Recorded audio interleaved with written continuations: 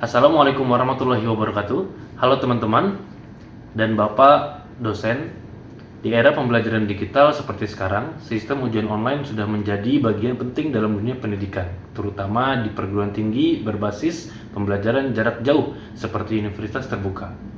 Namun, semakin berkembangnya sistem ujian daring, muncul juga tantangan baru. Salah satunya adalah bagaimana menjaga kejujuran dan integritas akademik selama ujian berlangsung. Karena itulah mulai muncul penggunaan teknologi yang disebut Automated Online Proctoring. Nah, di video kali ini kita akan membahas tentang apa itu Automated Online Proctoring, bagaimana cara kerjanya, manfaatnya dalam menjaga integritas akademik, dan bagaimana universitas tetap melindungi privasi mahasiswa. Nah, pertama, apa itu Automated Online Proctoring? Automated Online Proctoring adalah sistem pengawasan ujian daring berbasis teknologi dan artificial intelligence. Kalau biasanya ujian diawasi langsung oleh pengawas di ruang kelas, maka pada sistem ini pengawasan dilakukan secara digital melalui kamera dan sistem otomatis. Jadi, selama ujian berlangsung, sistem dapat mendeteksi wajah peserta, memantau gerakan tertentu, mengecek keberadaan peserta di depan layar, bahkan membaca pola aktivitas yang dianggap tidak wajar. Tujuan utamanya bukan untuk membuat mahasiswa merasa dicurigai, tetapi untuk menjaga agar proses ujian tetap jujur, adil, dan kredibel. Karena dalam pembelajaran daring, tantangan terbesar memang bukan hanya belajar online, tetapi juga memastikan asesmennya tetap memiliki integritas akademik. Lalu bagaimana sistem ini bekerja? Sebenarnya cara kerja Automated Online Proctoring cukup sederhana. Sebelum ujian dimulai, mahasiswa biasanya diminta login ke sistem, mengaktifkan kamera, dan melakukan verifikasi wajah atau identitas. Setelah itu, selama ujian berlangsung, sistem akan memantau aktivitas peserta secara otomatis.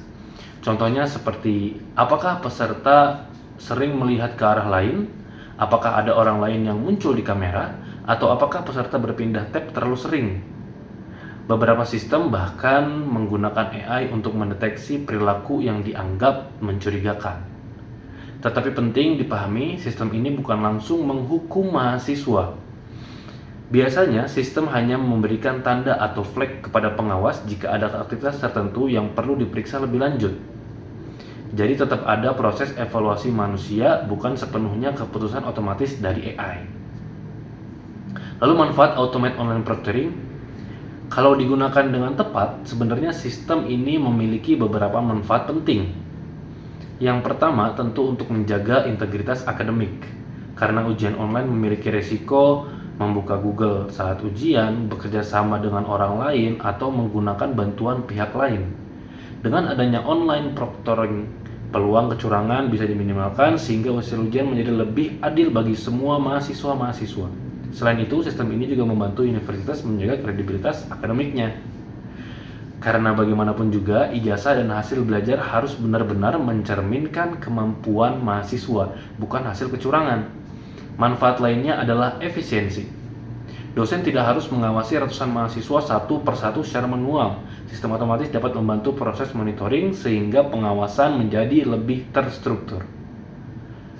Lalu, kekhawatiran mahasiswa dan isu privasi. Nah, meskipun memiliki manfaat, penggunaan Automated Online Proctoring juga menimbulkan beberapa kekhawatiran. Sebagian mahasiswa merasa tidak nyaman karena selama ujian mereka merasa diawasi terus-menerus. Ada juga yang khawatir tentang data pribadi mereka seperti rekaman wajah, video selama ujian, dan aktivitas digital yang terekam sistem. Kekhawatiran ini sebenarnya wajar. Karena itu, universitas tidak boleh hanya fokus pada teknologi, tetapi juga harus menjaga hak dan kenyamanan mahasiswa. Lalu bagaimana universitas melindungi privasi mahasiswa? Agar sistem ini etis dan aman, universitas perlu menerapkan beberapa langkah penting. Yang pertama, universitas harus transparan. Mahasiswa perlu diberi penjelasan data apa saja yang direkam, untuk apa data digunakan, siapa saja yang bisa mengakses, dan berapa lama data disimpan. Kedua, data mahasiswa harus dilindungi dengan sistem keamanan yang baik. Artinya, rekaman ujian tidak boleh disebarkan sembarangan dan hanya digunakan untuk kepentingan akademik. Ketiga, universitas juga perlu menyediakan mekanisme keberatan atau bantuan teknis. Misalnya, jika ada mahasiswa yang mengalami gangguan internet, kesalahan deteksi, atau sistem atau kondisi tertentu yang membuat mereka kesulitan menggunakan online proctoring. Dan yang paling penting, teknologi ini harus digunakan secara manusiawi. Karena tujuan pendidikan bukan hanya menciptakan sistem yang ketat, tetapi juga membangun rasa percaya antar mahasiswa dan institusi pendidikan. Nah, jadi bisa kita pahami bahwa Automate Online Proctoring merupakan salah satu inovasi dalam asesmen daring yang bertujuan menjaga kejujuran dan kualitas pendidikan di era digital. Namun, keberhasilan teknologi ini tidak hanya bergantung pada kecanggihan sistemnya, tetapi juga pada transparansi, perlindungan privasi, kenyamanan pengguna, dan komunikasi yang baik antara kampus, dosen, dan mahasiswa. Karena pada akhirnya teknologi pendidikan yang baik bukan hanya yang canggih, tetapi yang mampu digunakan secara adil, etis, dan manusiawi. Mungkin sekian video yang dapat saya sampaikan, kurang lebihnya mohon maaf. Wassalamualaikum warahmatullahi wabarakatuh.